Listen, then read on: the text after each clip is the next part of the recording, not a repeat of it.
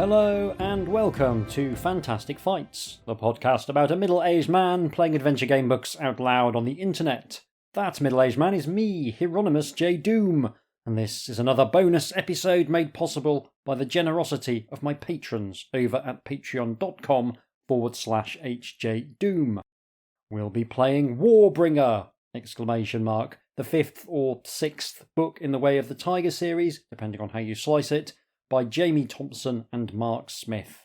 We're going to get our ninja stars out once more and generally have a sneaky old time. Before that, I have the enormously pleasant duty to announce that my new game book is out. After what feels like a million years of toiling in the word mines, Mutiny Most Merited is available for all patrons to download from the pinned post over on patreon.com/HJDoom. It's a jolly old pirate romp, and I really hope you enjoy it. I'm just sorry it took so long to get over the line. I'll be starting this year's book much earlier, so this situation does not get repeated. I'll give a few designer's notes for my new book, but I'm going to do it at the end of the episode, so that non-patrons don't have to listen to me witter on about a book they don't have access to. Now on with the show. I'm once again indebted to Stuart Lloyd for the loan of the special edition of this book. It's another lovely hardcover with full-colour illustrations by Sebastian Brunet, Aud Pfister, Uzan and Mylene Villeneuve. This being a book about war, there's a set of battle maps by Richard S. Heckley and Jamie Thompson. The cover art shows our hero Avenger riding a horse and waving a stick at a giant monster that's looming over them both.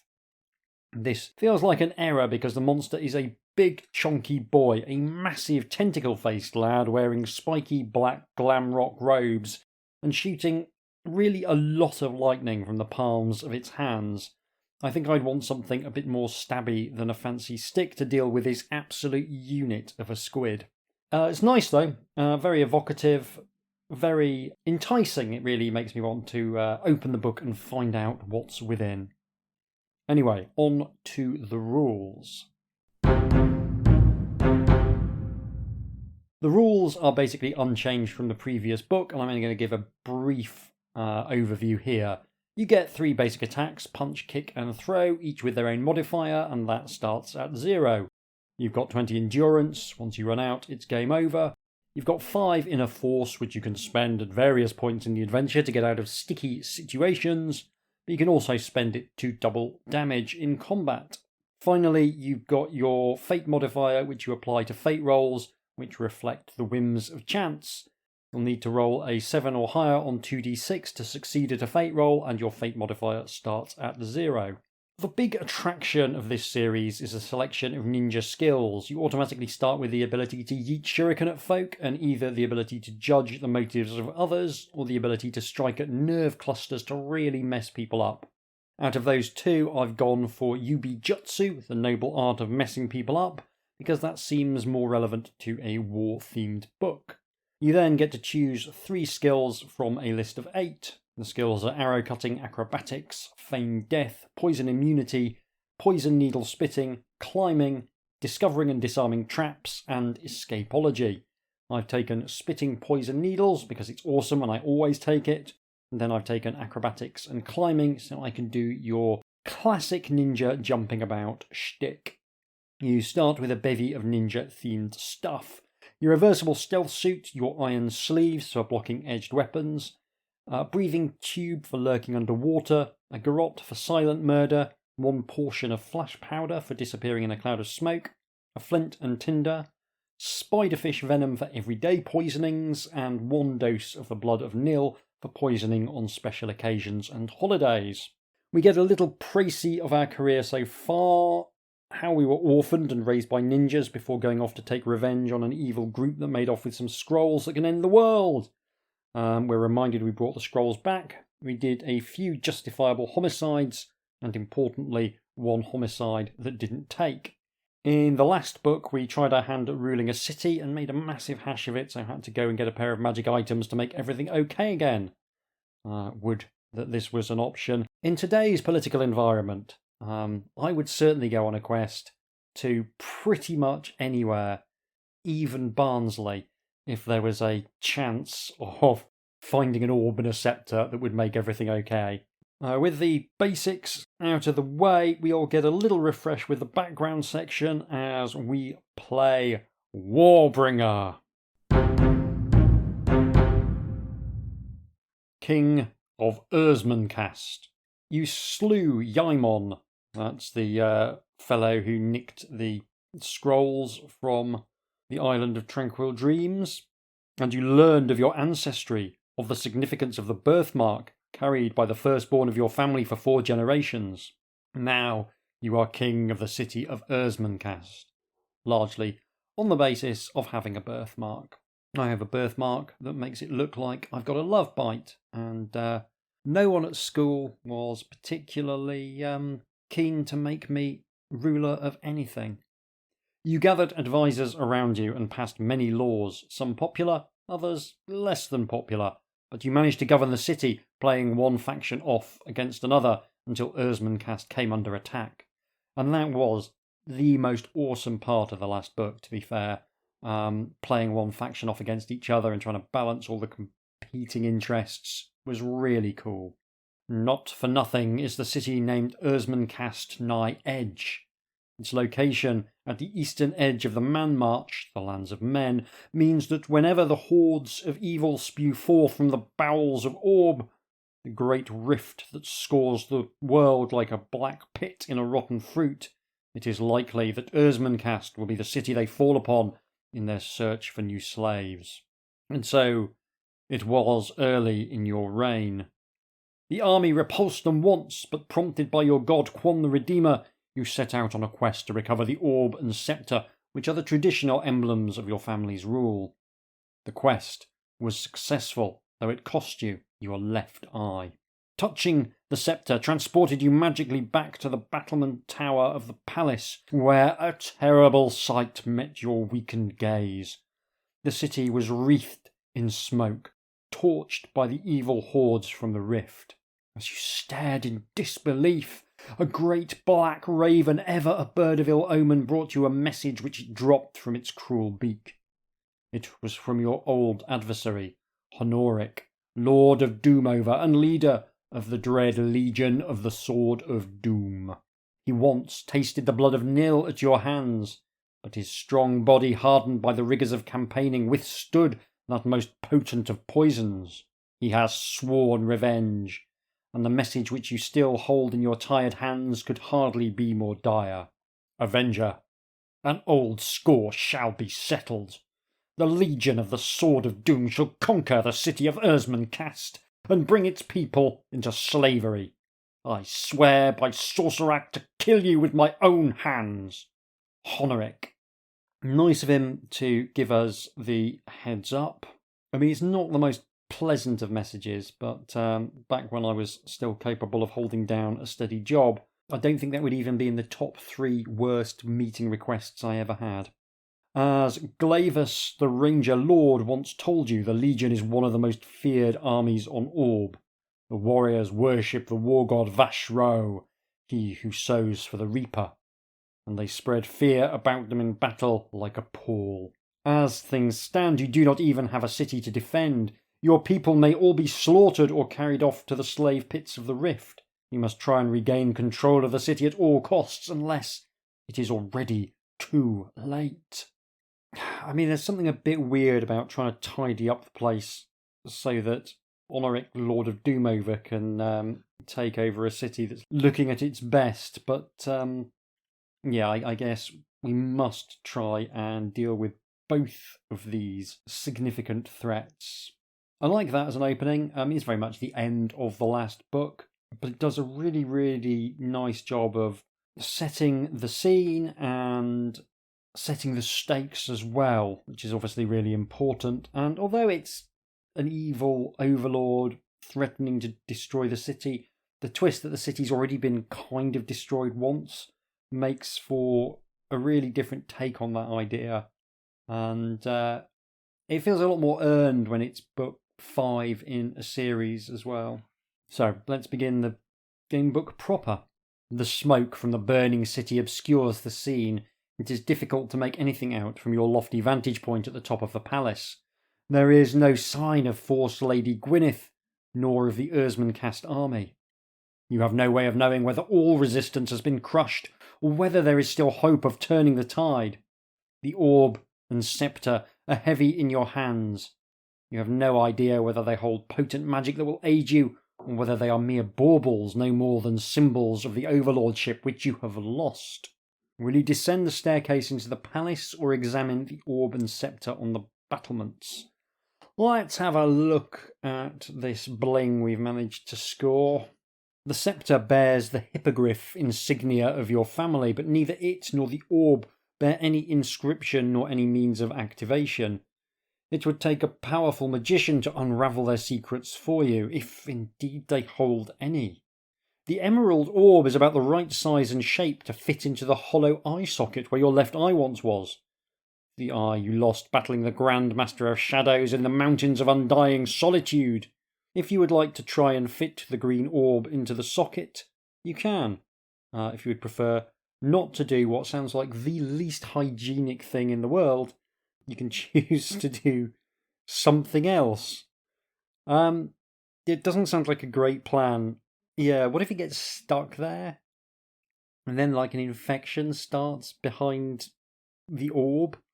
I mean, I'm covered in blood and dirt from my many, many fights. This seems like a terrible idea. A genuinely terrible idea. It's just asking for something. Also, if the emerald isn't exactly the right size, if it's too small, obviously if it's too big it won't fit in at all, but if it's too small, even by a bit, you're going to be wandering around with this loose emerald rattling in your skull, and that's going to be the most frustrating thing I can possibly imagine. The obvious thing to do is to stuff the orb into your socket, but I've actually genuinely talked myself out of it. I've come up with so many good reasons why this is a terrible idea. I'm actually not going to do it.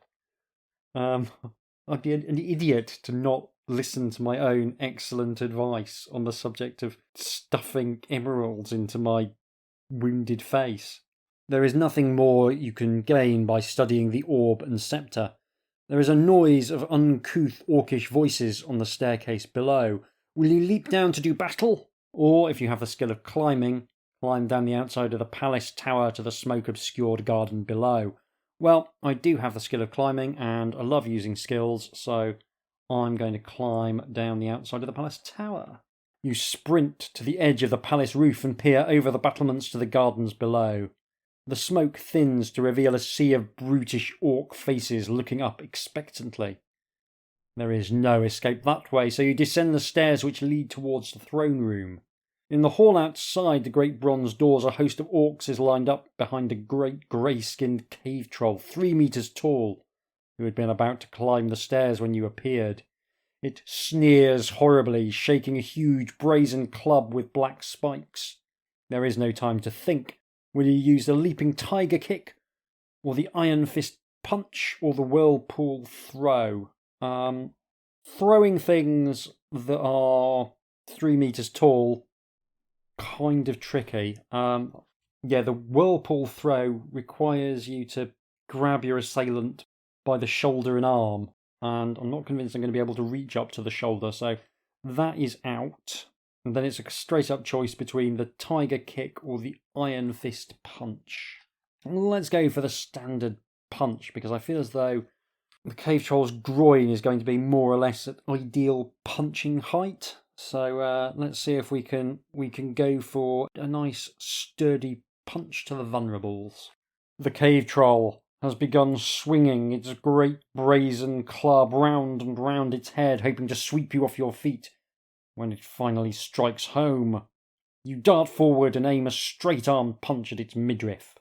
The cave troll has a defense against the iron punch of 5, an endurance of 20, and it deals 2 dice worth of damage. So I've got the same endurance as it. It's dealing twice as much damage as me. The good news is that I only need a 5 to hit it, and if it fights back, it needs an 8. So maybe I'll survive, but this seems like a pretty tough opening fight to go at.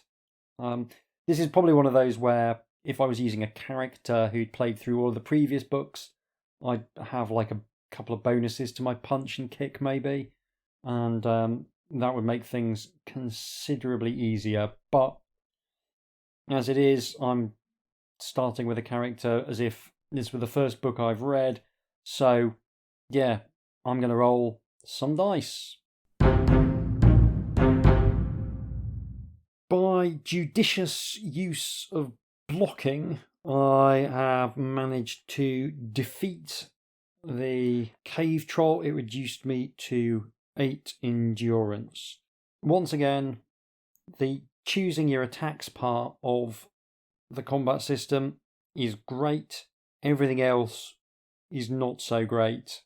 Particularly against enemies that do a lot of damage, you are well advised to try and block all of their attacks, which makes it much less likely that you're going to hit, but it's still well worth it overall, which means that you end up with quite a lot of rounds where you roll a lot of dice and then nothing happens, and I think that's a bad thing in combat systems in general.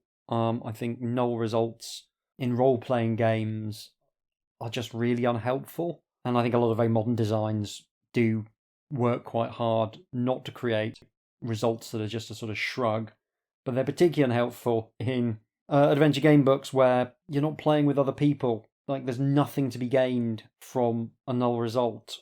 It doesn't buy time for someone else to do something. It doesn't give you the opportunity to describe what's going on or change what happens or anything. It's just a null result, and it's a terrible plan. Still, I have defeated the cave troll. Quite grateful to have got out with as many as 8 fortitude. That could easily have finished me off. The troll's body smashes to the floor, and you whirl to face the spectating orcs. They blench and almost fall over themselves in their haste to get out of the way. They fear to chance their arm against a troll slayer.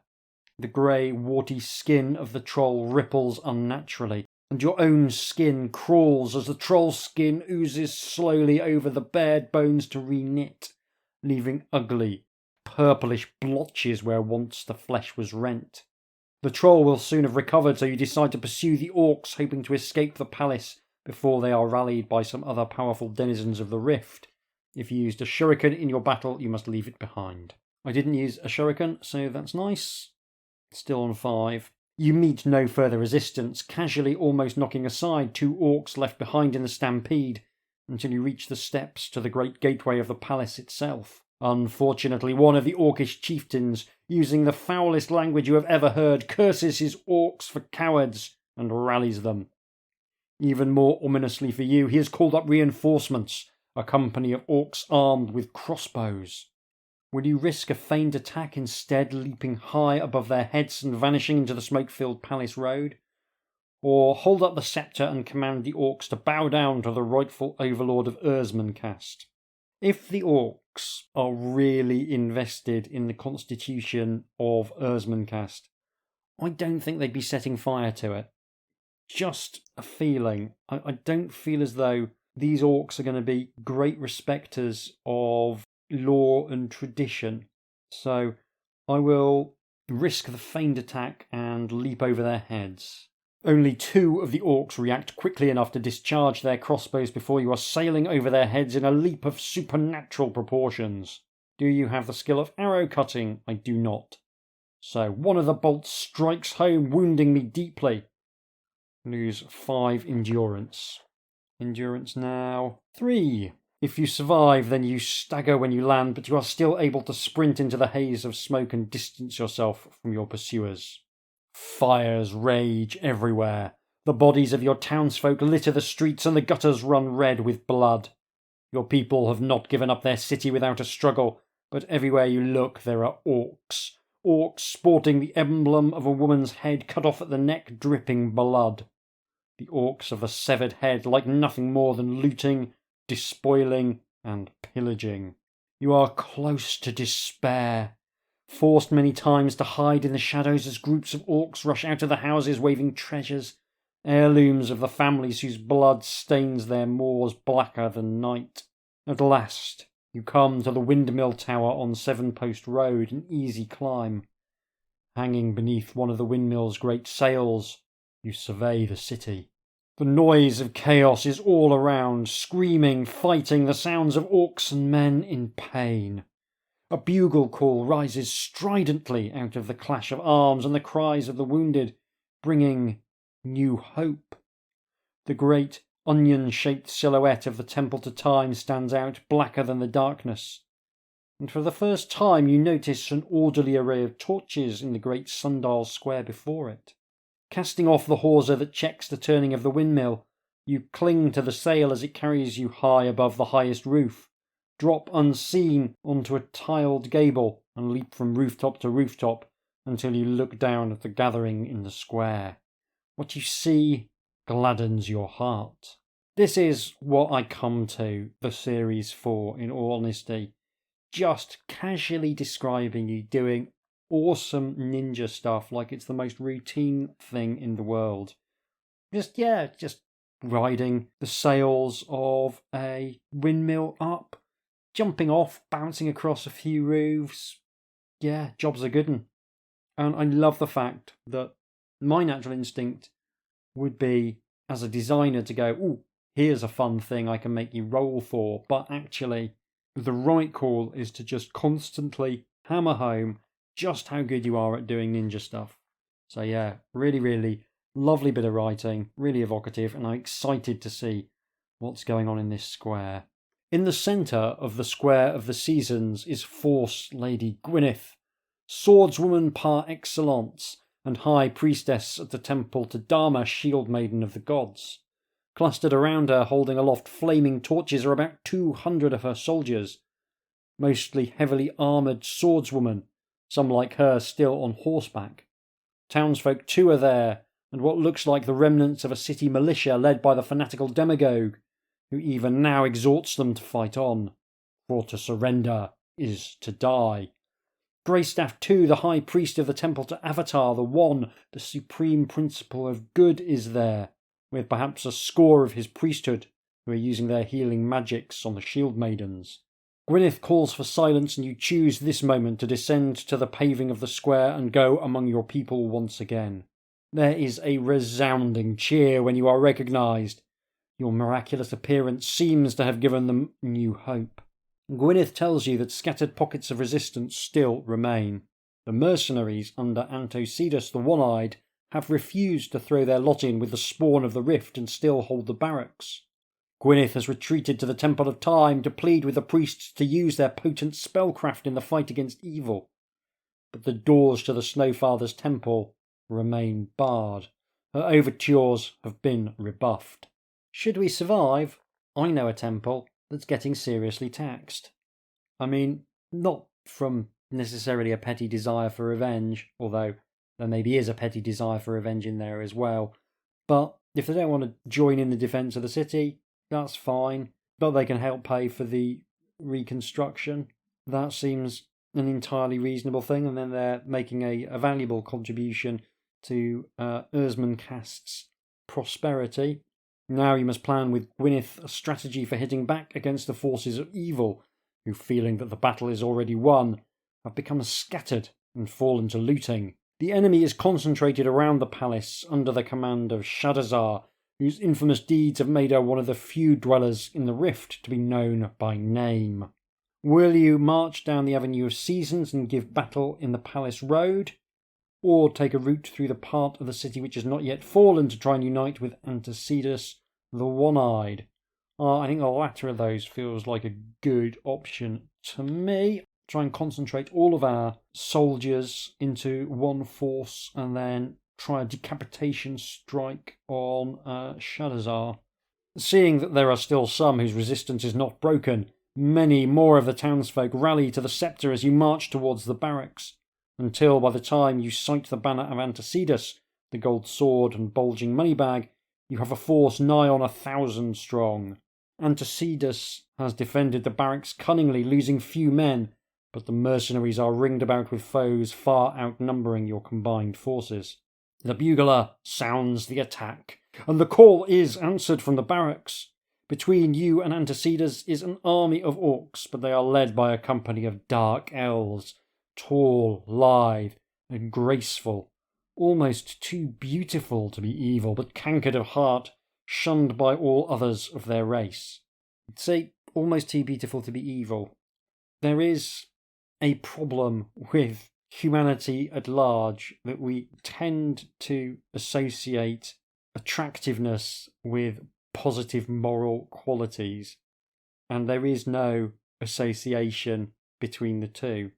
In the same way, we tend to assume that people who are not physically attractive don't have positive moral qualities, and often potentially don't have any skills at all.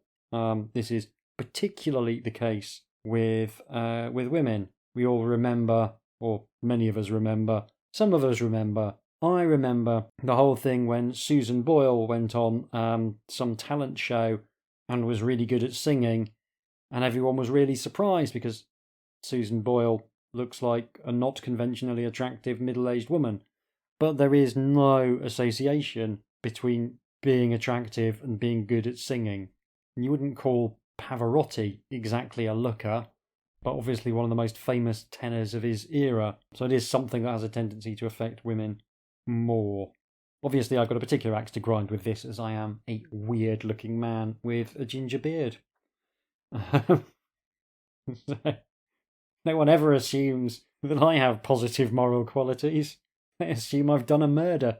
So, do I want to join the vanguard and attack the Dark Elves, or hang back and watch? Well, I'm a firm believer that one of the main purposes of war is to cull the upper classes, and I have become upper class by taking the throne, so I will join them in the vanguard and attack the Dark Elves.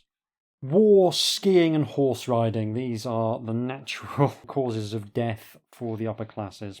The enemy is taken by surprise, thinking that the mercenaries were the only force still offering resistance. There is confusion and turmoil in the ranks. The fear of death before the walls was taken has already given way to relief. Thankful to be alive, the orcs are not prepared to face a new foe. The Dark Elves, however, are made of sterner stuff. The commander, a magnificently accoutred woman with waist-length raven tresses, has a black steel sword that has already taken the life of Antecedus' second-in-command this night. Will you order Gwyneth to charge the orcs and see if you can scatter them, or hurl a shuriken at the commander and then charge the Dark Elves? I feel like the orcs will break if we can take out the Dark Elves. I don't think the Dark Elves will break if we can take out the orcs. So I'm going to chuck a shuriken at the commander. I haven't done a shuriken chucking yet, so let's do that. Gwyneth leads a charge as you pull out your throwing star, and the Dark Elf commander points her black steel sword straight at her. Would you like to use inner force as you hurl the shuriken? I would, because generally speaking, the shuriken attack rolls are pushing a 50-50, so we will spend a point of inner force and hope that we can do a long-distance murder. So, inner force now 4. The Dark Elf senses rather than sees the shuriken cleaving through the air towards her, and she brings up her black steel blade to parry. Her skill is great. The blade meets the spinning star with a clash, but the force of Quam the Redeemer is behind the 5-pointed steel. There is a grinding noise as of some infernal engine, and the black steel blade shatters, covering her embossed armour in shards. There is a wail from the orcs, for the sword was their talisman of invincibility. Gwyneth's sword claims the unarmed commander's life, and the battle turns against your enemies, who soon break and run towards the city gates.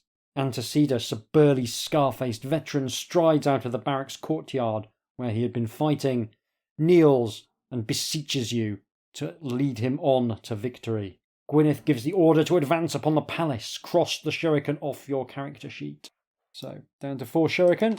But given that I've got an endurance of 3, I think that was a worthwhile investment of resources. 1 inner force, 1 shuriken, to avoid having to roll any dice.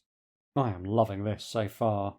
The din of pillage rolls unabated, but Gwyneth holds your troops to their purpose, and soon you are marching up Palace Road. The forces from the rift are taken by surprise. Soon you have gained the palace gardens, while many of the orcs and dark elves have been put to flight. As you are about to triumphantly make your entrance, Gwyneth draws your attention to a figure staring down with hatred from the battlemented tower. It is the Commander-in-Chief of the Forces of the Rift, Shadazar, a dark elf whom you recognise from her likeness in the Tome of Maledictions in the palace library. She gathers her purple robe about her and begins to cast a spell. Do you have a Vulcan's Imp Potion, and would you like to drink it now? I might have got one in a previous book, but I don't recall, so I'm going to concoct a plan instead. While you pause to consider what to do, 5 great cave trolls lumber out of the palace gates to spearhead a counter-attack. Will you lead a charge against them, or slip past them to get inside the palace? I think once again the decapitation strike is the way to go, so I'm going to try and get inside the palace. I could have just stood on the palace walls and waited for Shadazar to rock up, it transpires. Battle is soon joined with the fearsome trolls, and they begin to take a heavy toll. You manage to slip unchecked behind them when there is a great crack in the sky. Shadazar has called down a bolt of lightning from the heavens, which has not killed her trolls, but has turned some of the mercenaries and shield maidens into charred husks. Make a fate roll. So 2d6, we need 7 or more. Bum bum. 9. No problem. The bolt of lightning causes one of the horses to rear and buck. It catches its hoof on a flower pot that breaks beneath it, and you use the cover of the prancing stallion to reach the palace gates. You are past the startled dark elves who guard it before they know you are there, and you race on up the stairs to the battlemented tower. The only enemies you meet are orcs who have found the palace wine cellars and are now too drunk to hinder you. Soon you are at the top of the staircase. Shadazar's purple robes billow in the breeze as she invokes another bolt of lightning from the heavens. She has her back to you and is intent upon her spell only 5 meters away. Will you creep up behind her and use your garrote, hurl a shuriken at the back of her head, or call out to her in the hopes that this will put her off her spell? Well, I'm not calling out to her. She's not shooting lightning at me. Garrote or shuriken? I want to do the garrote really, but I feel as though the shuriken is even quieter. But I feel as though the garrote is the more certain kill, so I'm gonna go with the garrote. Shadazar throws her black arms aloft as you creep stealthily up upon her. She is uttering the climactic phrase of the invocation of heavenly wrath. The garrote wire flexes in your hands as you prepare to strike, but Shadazar suddenly senses your presence. She abandons the spell and whirls to face you, her robes belling up to show lissom black legs. She has time to utter a word of power in a language you do not understand before the wire slices into her neck. The wire slices ever deeper, but even as she dies, she clutches you to her and you cry out in pain. Her fingers have grown into red-hot pokers, which she is driving deep into your vitals. There is a boiling and a hissing from inside you, but you try to hang on grimly as your corded muscles drag the wire ever deeper. Lose 9 endurance. So I am dead because my endurance was 3. That takes me down to -6. But it's too soon to be calling a halt. And awesomely grisly though that death is, I am going to invoke the sausagey finger bookmark rule and keep reading. Well, we will work on the principle that I somehow have rather more endurance than I'm strictly speaking supposed to have. So we will leave my endurance on 3. If you are still alive, the pain lessens as Shadazar dies and her fingers return to their normal long-nailed form. You stagger back and her body topples over the battlements to lie sprawled awkwardly on the grass of the palace gardens. You appear at the battlements just as both sides look up to see who has toppled the commander of the Spawn of the Rift to her death. There is a great moan from the forces of evil, which break and run for the city gates to the sound of delirious cheering from your citizens. You have delivered Erzman-Cast from the forces of evil. Your support will be unwavering if you can govern wisely. Won't be unwavering then, will it? If you put a condition on the unwavering support, it's not unwavering. It is subject to waiver. Still, we have succeeded. I mean, we didn't, we died, but we're pretending we've succeeded. 3 days after your great victory, the fires have been extinguished and the city is returning to some semblance of order. The mood of the people veers hysterically between despair and joy at being alive.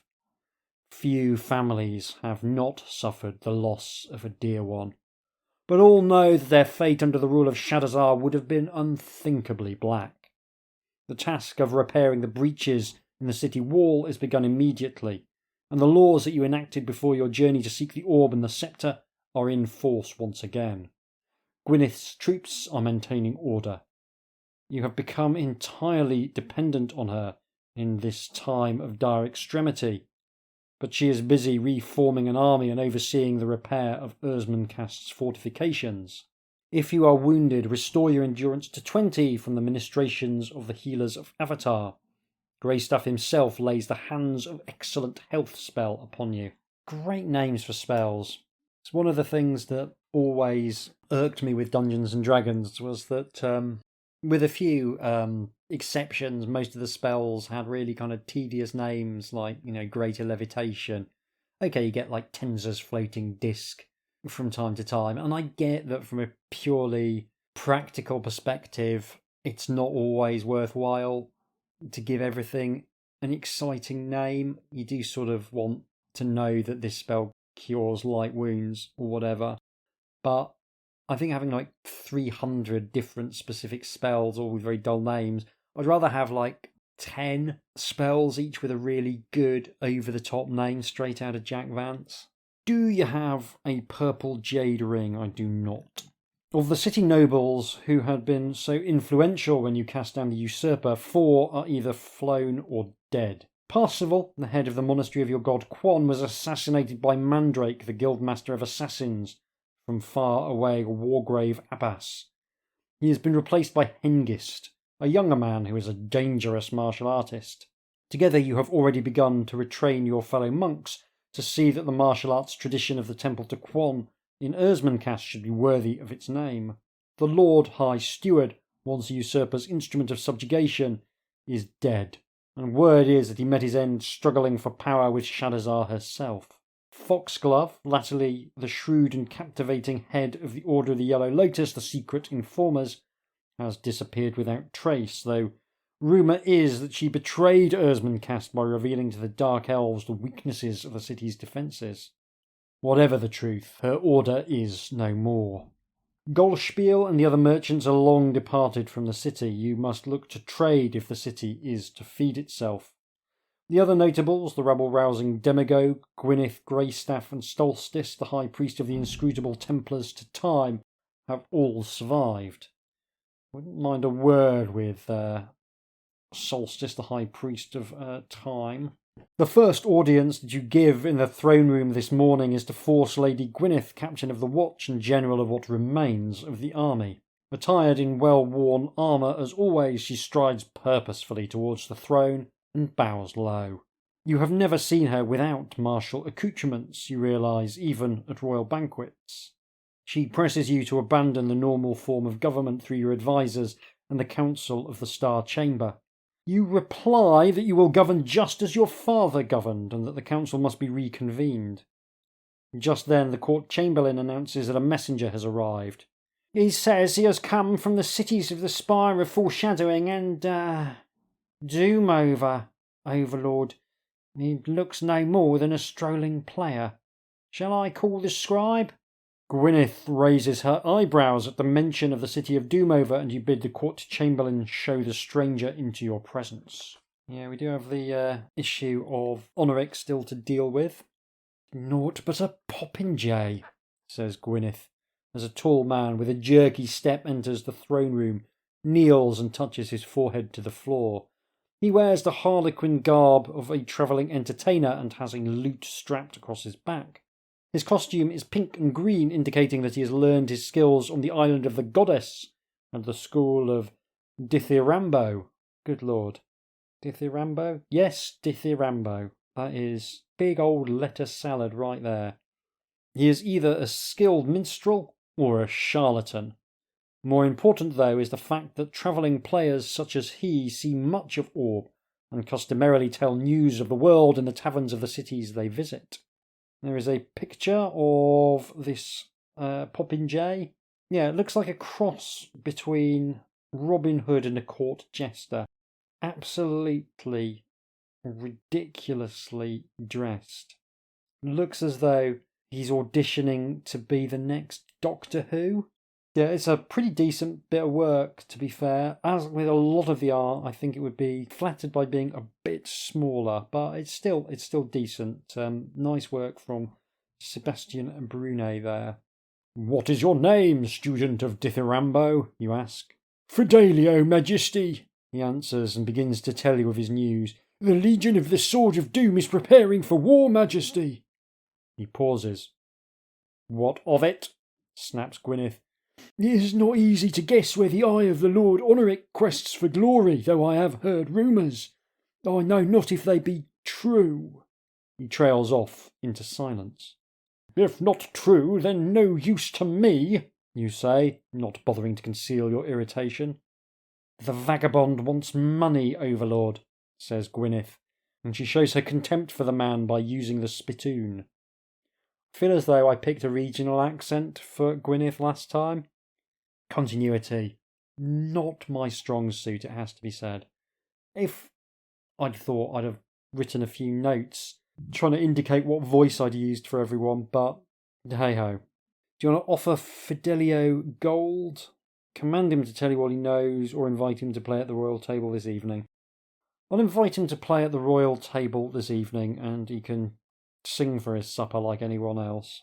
Dinner that evening is a quiet affair, just yourself and 20 or so sycophantic courtiers.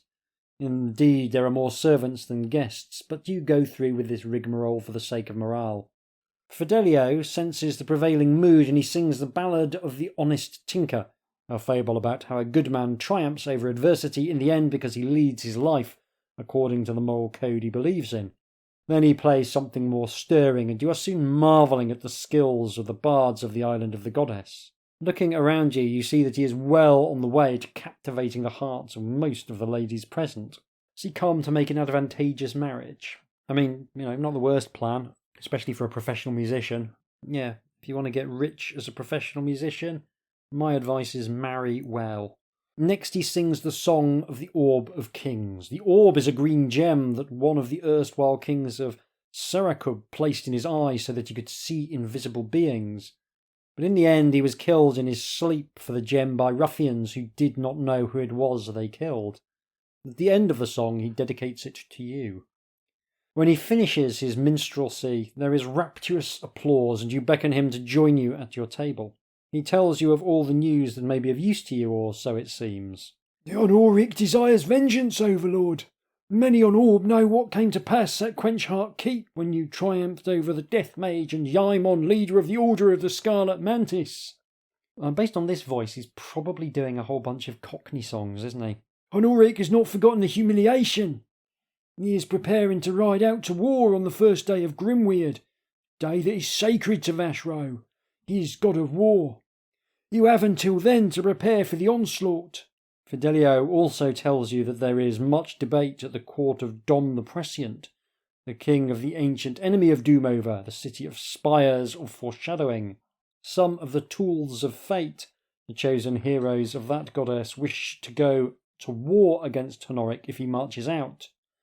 But Dom fears that the forces of death from Mortavalon will join Honoric if they go to war. You thank Fidelio for his help and send word that you will call a council of war in the morning. When you retire to the royal bedchamber, the words of Fidelio's ballad of the Orb of the Kings are running around and around in your head. Do you already possess the power to see invisible beings? I do not, because I didn't put the manky gem in my face. It is strange, you muse, that you, Avenger, who has but one good eye, should be the possessor of a green orb such as that in the ballad. You take it out and gaze at it. It is roughly the right size to fit into your empty eye socket, but it is going to rattle around.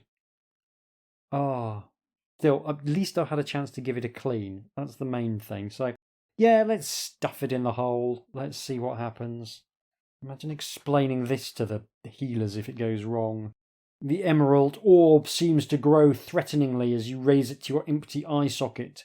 It slides neatly into place, and the flesh around it begins to creep so that the orb is being sucked into place within your head. Will you tear the orb out before it's too late, or leave the emerald to embed itself, or leave it to embed itself? I mean, this is disgusting, but what can you do? It'll be a good anecdote for parties, won't it? Cold panic grips you as you feel your flesh knitting around the orb, which is soon firmly embedded in your eye socket. The emerald presses in, causing a sudden pain to your head, but this soon passes. Running your hands over your face, you can feel that it has taken position just as if it were a translucent green eyeball. The severed muscles of the old eyeball regrow until you are surprised to realise that the green orb moves in your head, just as your real eye does. Then the whole world turns ghostly green. You are seeing through the orb. Opening one eye at a time allows you to see a normal world or a green world of ghostly planes and visions which are superimposed upon reality. So we've got Orb of Kings. Also got a cat who is just starting to think that it might be time for his lunch. The response to your new eye when you walk into the War Council in the morning is dramatic. You certainly cut an imposing figure with your polished emerald eye that swivels in your head in time with the natural one. The War Council consists of Antecedus, the one-eyed leader of the mercenaries who helped you to defeat Shadazar, and the heads of the various powerful temples of Ursmancast. Solstice from the Temple of Time, Hengist from the Temple to Quan, Gwyneth from the Temple to Dharma, Greystaff from the Temple to Avatar, and a man whom you have not yet met, Lackland, the Lord High Steward's successor in the Temple to Nemesis, and head of the part of the usurper's army that is still in existence. Gwyneth begins by summarising the threat posed by Honoric and reviewing the troops with which you must try once more to save the city. Gwyneth herself commands 1,800 sword arms under the banner of Dharma, shield maiden of the gods, 800 of whom are well-armoured cavalry. High Priest Lackland, or, as he insists on styling himself at the War Council, General Lackhand, commands 3,500 men and orcs, the remnants of the usurper's army, who were not conspicuously loyal when Shadazar overran the city, although they did not actually join the forces from the Rift. They are all foot soldiers and less effective than Gwyneth's soldiers, who are elite battle-hardened troops. In addition to these, the demagogue commands the affections of the hastily assembled peasant militia, numbering perhaps 10,000, but lacking discipline and weapons, and unlikely to stand up well to the rigours of a campaign. If you've played Book 4 Overlord and were protected by a samurai bodyguard under Onikaba, you need to turn to a particular option, and I'm going to say that I did, because that is one thing I do remember from a number of books ago, that I did make friends with some samurai. Throughout these troubled times, Onikaba and his 100 samurai have remained courageous and loyal. They have suffered some losses, but Onikaba has recruited and trained people from the city to replace those killed or wounded. If only, you think, you had 1,000 such warriors! But there is no time to send for help to the Island of Plenty, and it would never arrive in time. Then, when Onikaba dies suddenly of a heart attack, his men ask to be allowed home. They have served you well, so you decide you must let them go. Awkward. Nice little callback to previous books, and there are plenty of those throughout the series, but I quite like it that they've gone, this makes the design more difficult. The samurai bodyguard, trying to sort of design the rest of the book around whether or not you've got the samurai bodyguard with you is going to make a load of stuff potentially more difficult, so it makes sense to get them off the board, so to speak. Gwyneth reports that her scouts have watched Shadizar's army, which, though beaten, was not pursued from the city and has now returned to the bowels of Orb. Though lacking a leader, they suffered only small losses when taking and being driven from the city. There is no telling when the spawn of the Rift will issue forth again from the dark places beneath Orb, says Gwyneth. Indeed, fate would truly be smiling on us if they did not attack us again when their carrion crows carry the news of the advance of the Legion of the Sword of Doom. Even the demagogue agrees with everyone that you lack the forces necessary to hope for success.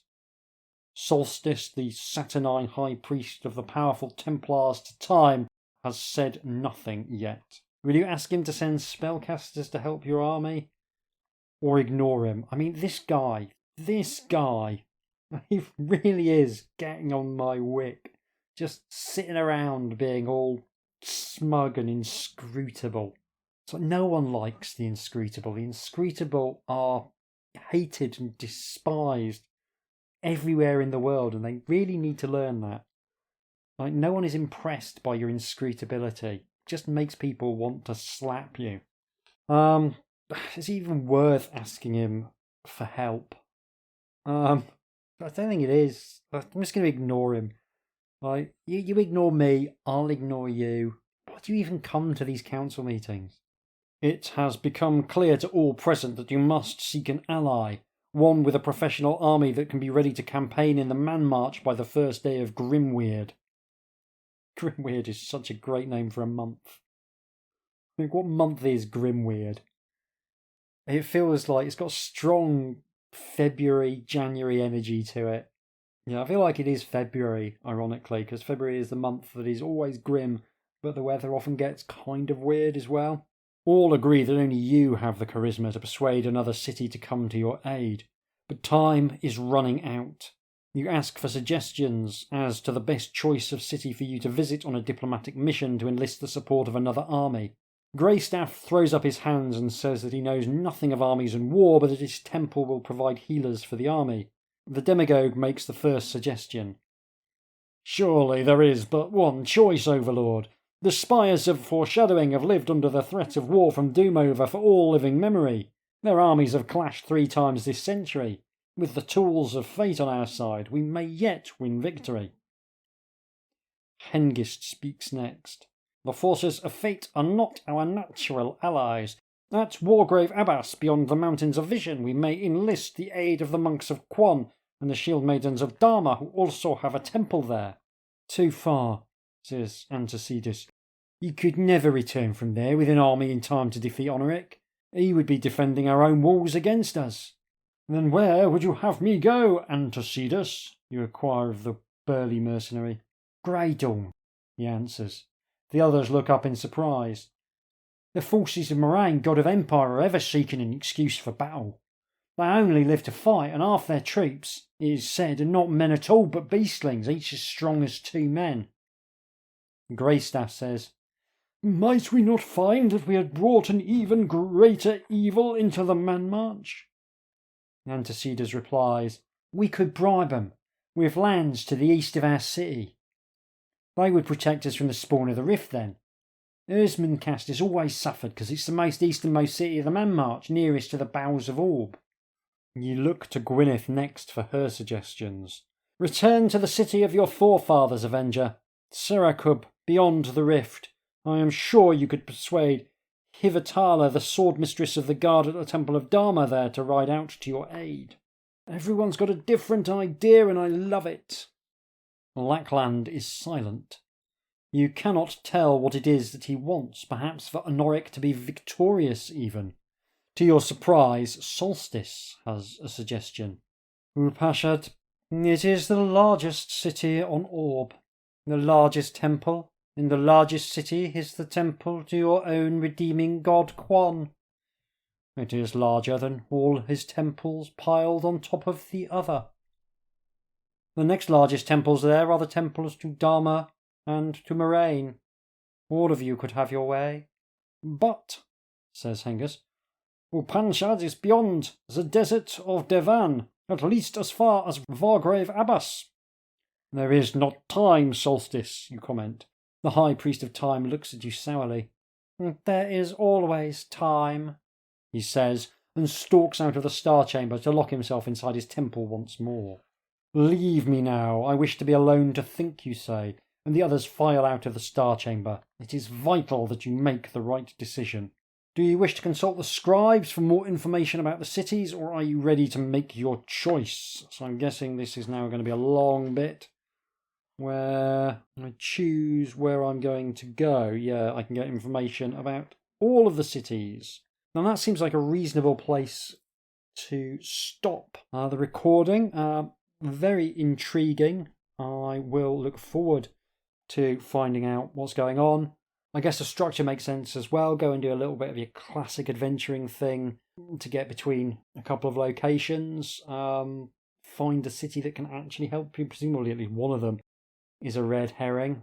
Get back and then command your forces in battle against Honoric. And I really hope we do manage to finish off Honoric properly at the end of this one. I'm going to go away and finish playing Warbringer on my own time. I'm having a lovely, lovely time with it, I have to say. I'll be back for you in just a few moments with some closing remarks. Tatty bye.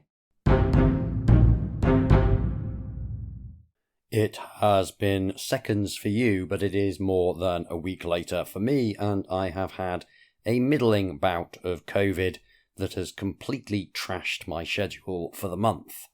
Nothing like staying in bed for 4 days to put you behind on your chores, and I still don't feel 100%.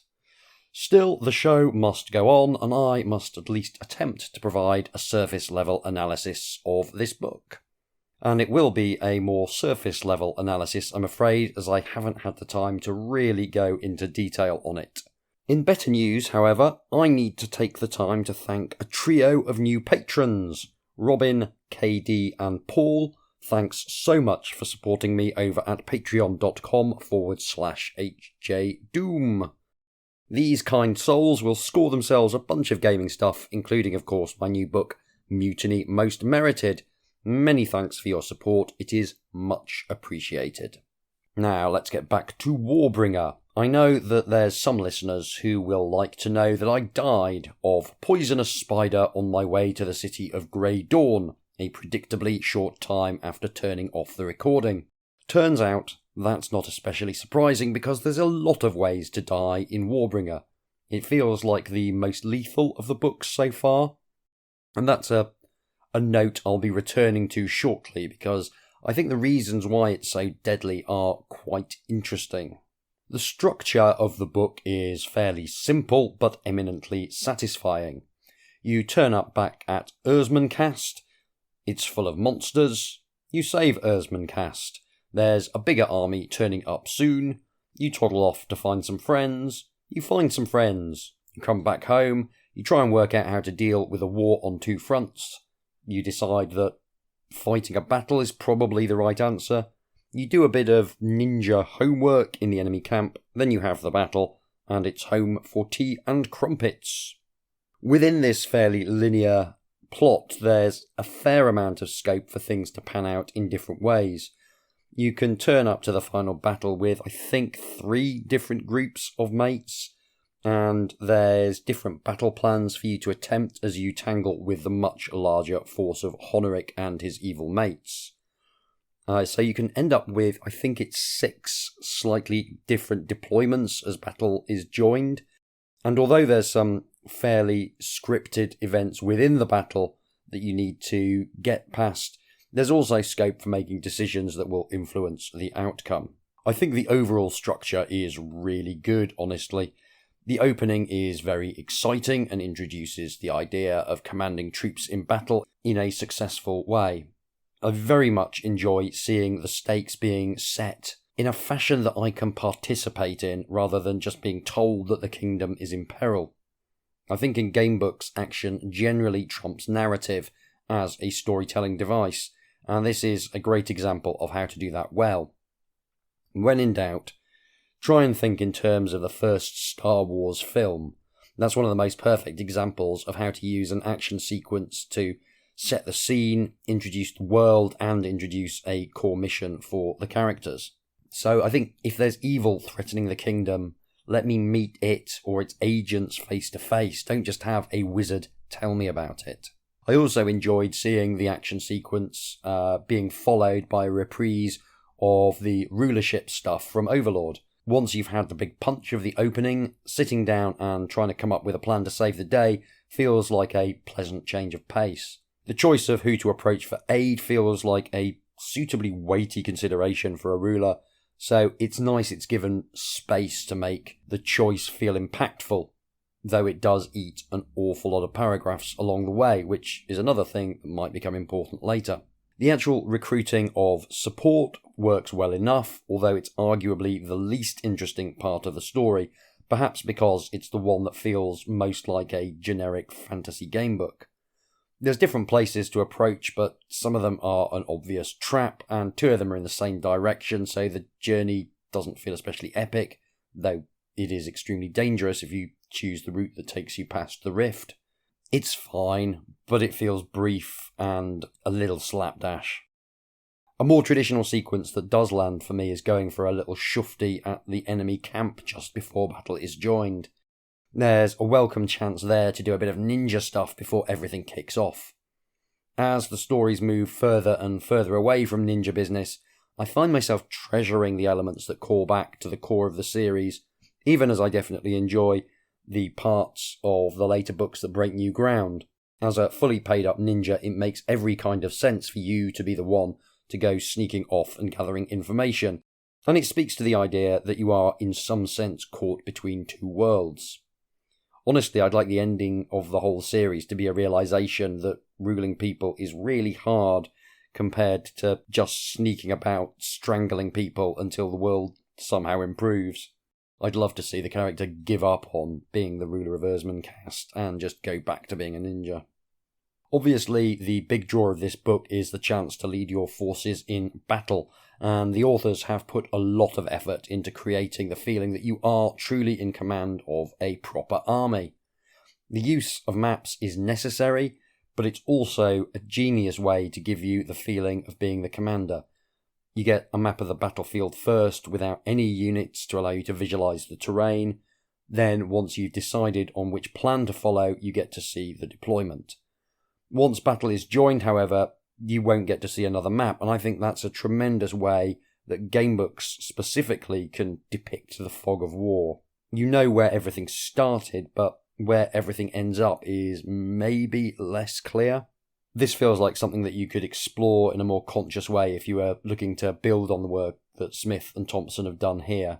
I think there's a lot you could do with maps, but I think there's also a lot you could do with art in a game book that was like totally focused on trying to give you that experience of being a general. It'd be lovely to sort of have the general's eye view of the battlefield, particularly if you're doing a kind of black powder setting. You could have big drifts of gunpowder smoke hiding elements of the battlefield from view and making it pretty tricky to work out what's actually where. That would be kind of awesome.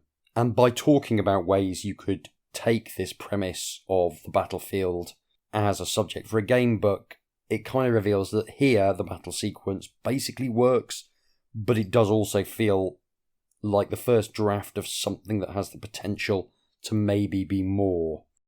You get to make impactful choices, but you don't really get that feeling that it's your decisions that are directing the overall thrust of the battle. Maybe if I'd had more time to delve into all the ins and outs of the battle, I might have felt a bit differently, but as it stands, it feels like there's a template here for the battle that's being gently iterated on, rather than a battle that can drastically change depending on how you decide it's going to run. A lot of the decisions feel like they have a right and wrong answer, and that's a little bit restrictive. It's part and parcel of game books to a certain extent, and it does work. It never quite becomes as expansive as maybe it could be, whilst at the same time really pointing to the idea that there is a lot you could do with something very similar to this setup. Part of the issue is there's just a lot to get through in this book, and that means the authors need to shut down wrong paths very quickly, and that brings us back to the reason that there's lots of instant deaths available throughout Warbringer. It's especially noticeable right at the start when the assault on Erzmancast is astonishingly keen to murder you if you deviate from the one true path. Now, there's obviously a lot of space considerations here. They've got so much material they want to include that there's very little scope for depth in any of the main acts of the plot apart from the battle.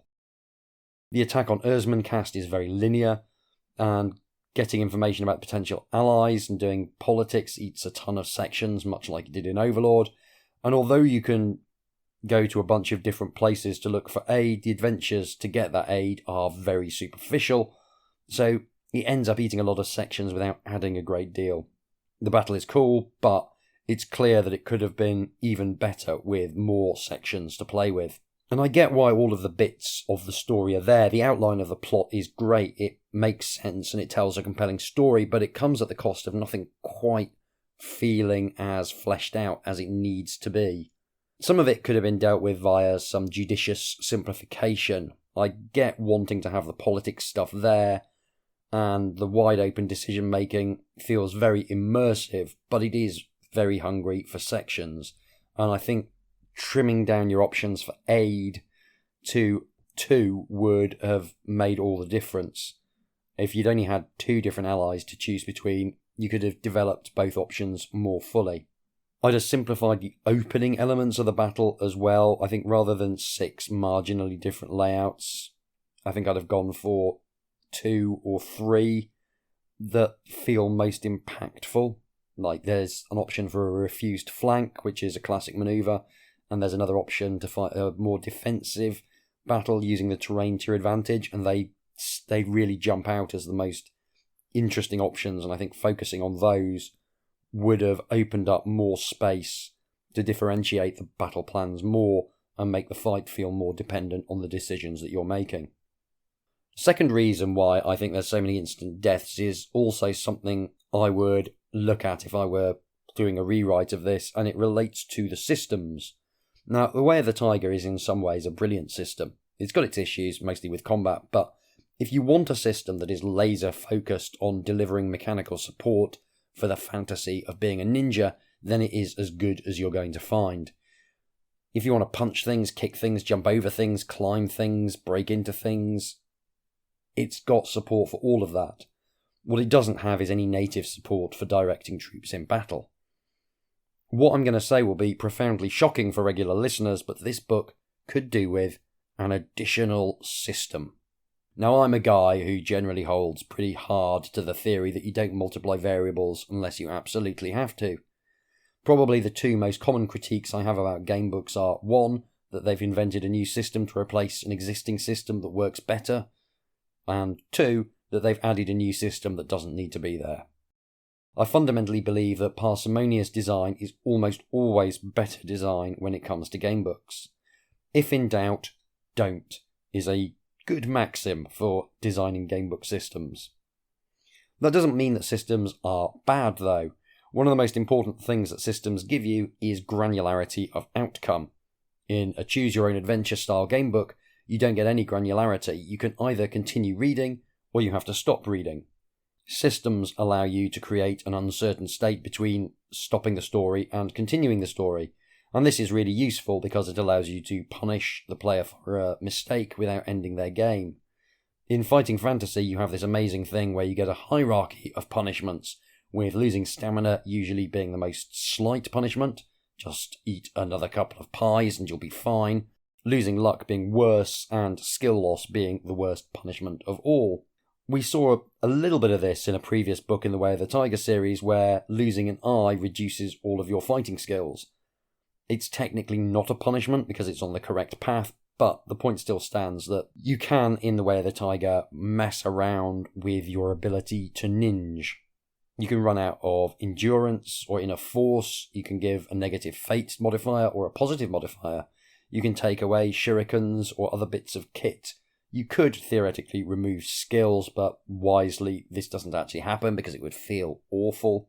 You can get rewarded by adding more combat prowess, learning new techniques, adding new skills, and some of these techniques for granularity could be transferred across to the battle.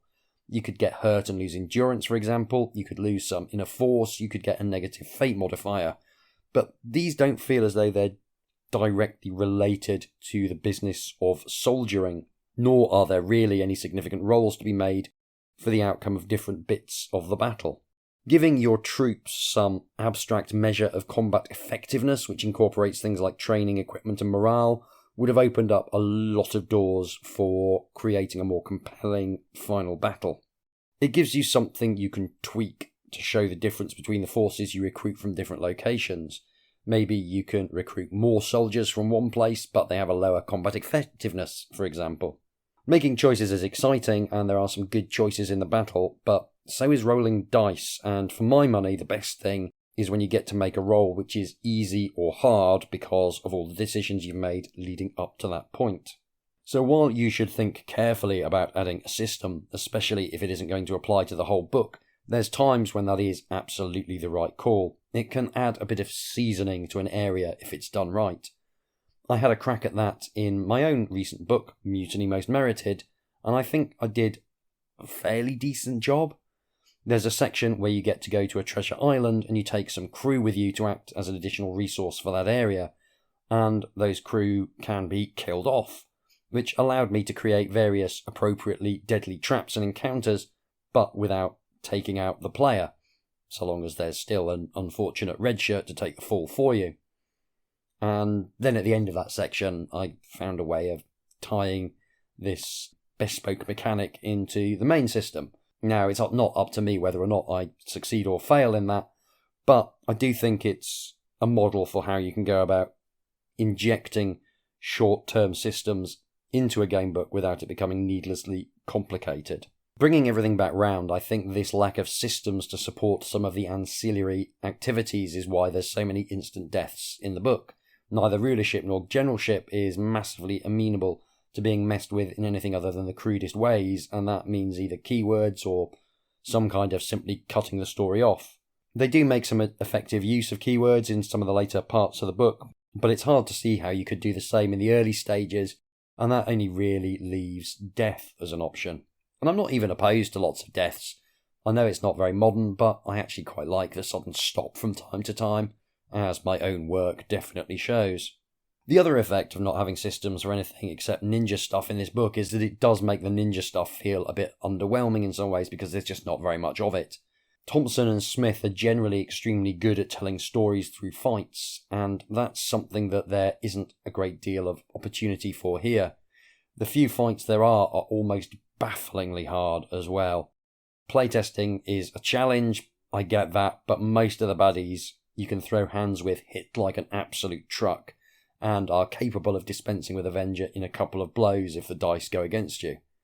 The randomised damage can be extremely punishing, but it doesn't take a genius to realise that 2 dice plus 3 will do, on average, 10 damage, and that's fully half Avenger's health. And that's the average. So the fights don't feel especially satisfying compared to earlier in the series, even ignoring the usual issues where quite often nothing happens in a round of combat. And there's just not as many options to do ninja stuff as the game system would like, and that's a real shame. I get breaking new ground, but you also need to pay attention to what brought you to the dance in the first place. Ultimately, there's the bones of a fantastic gamebook in here, and I found what there is to be generally enjoyable. It's more pointing towards greatness than actually great, but there's still lots in it that I like. It's always lovely to catch up with the recurring cast, and the quality of the decisions you're presented with is exceptionally high throughout. Thompson and Smith are masters of creating 2 equally tempting alternatives. The art feels stronger than some of the other entries in the series as well, which is nice to see, though the quality is, as always, not uniform. I think overall this is a book that's just guilty of trying to do too much in 420 paragraphs. You could probably get that many paragraphs out of just the battle if you did it right.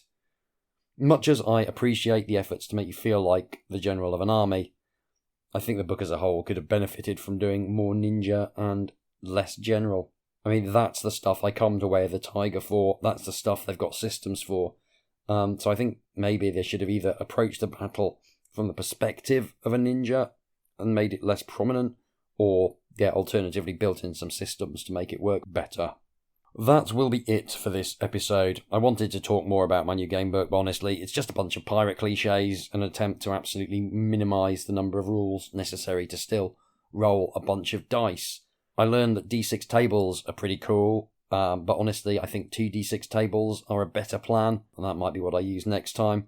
You get more control at the extreme ends of the scale, and the very mild bell curve is also useful. So yeah, if you want to play a piratey book full of D6 tables, Mutiny Most Merited is definitely one of those. I think it's pretty good. you should definitely give me money if you can afford it. Next episode, we'll be playing Mage Hunter from the Fighting Fantasy series. I have never received more email about a forthcoming episode than I have about this one. I'm bracing myself for impact, but I think it'll make a really intriguing episode, so hopefully we're all going to be looking forward to that. If you want to get in touch with me in the meantime, you can do so by emailing me at hjdoomretrofun, all one word, @gmail.com, or by following me on Blue Sky, where I mostly complain about how ill I'm feeling at the moment. Thank you very much for listening, take care, and I'll see you soon.